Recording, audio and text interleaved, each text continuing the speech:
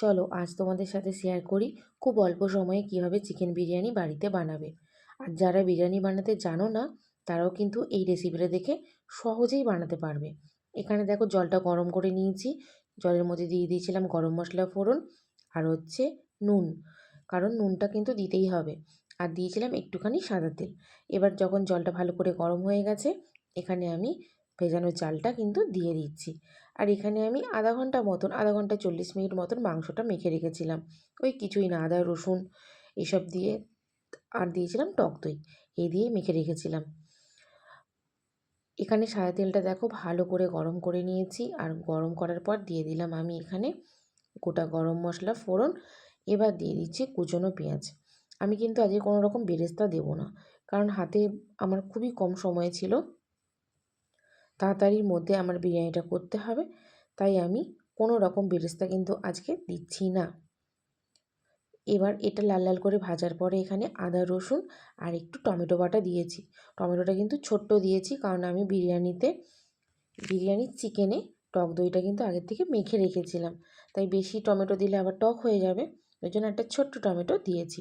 এবার এটাকে কিন্তু ভালো করে আমি কষে নেব। আমার এই রেসিপিটাতে আমার মনে হয় তোমরা যারা বিরিয়ানি করতে জানো না তারাও যদি দেখো আশা করি তোমরা করতে পারবে। আর এই রেসিপিটাতে বাড়িতে যে খুব বেশি জিনিসের প্রয়োজন আছে তাও নয়, বাড়ির প্রয়োজনীয় যেটুকু আমাদের জিনিস থাকে তার মধ্যে দিয়ে কিন্তু হয়ে যাবে। এখানে আমি দেখো নুন আর হলুদ মাখিয়ে কিন্তু আমি আলুগুলো ভাজছি, কোনো রকম ফুড কালার ইউজ করিনি। আলুগুলো একটু হলদে হলদে হলে তো ভালো লাগে, বাট আলুগুলো কিন্তু লো ফ্লেমে অনেকক্ষণ পর্যন্ত ভেজে নেব।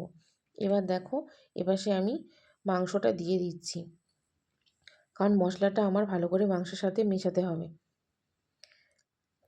চিকেনটা যদি ওভারনাইট করা যেত খুবই ভালো, কিন্তু কিছু করার নেই, সবসময় সেটা সম্ভব হয় না।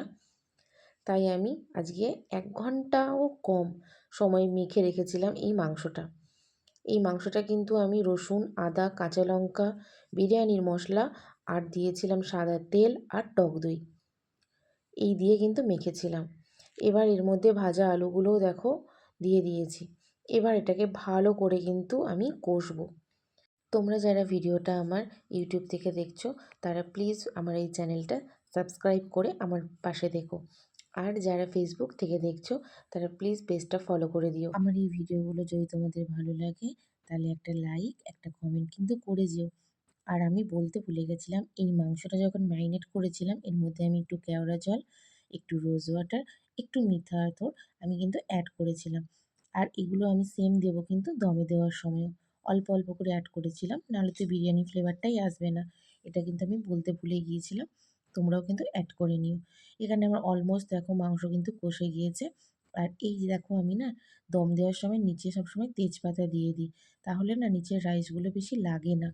এই যে এখানে আমি দম দেওয়ার জন্য আলু আর চিকেনগুলো সাজিয়ে নিচ্ছি। এটার না পুরো ভিডিওটা না আমি তুলতে পারিনি গো, সেই সময় আমার খুবই একটা জরুরি ফোন এসেছিলো, সেই জন্য আর ভিডিওটা করা হয়নি। তো যাই হোক, এখানে তোমরা তোমাদের মতো করে সাজিয়ে নিও।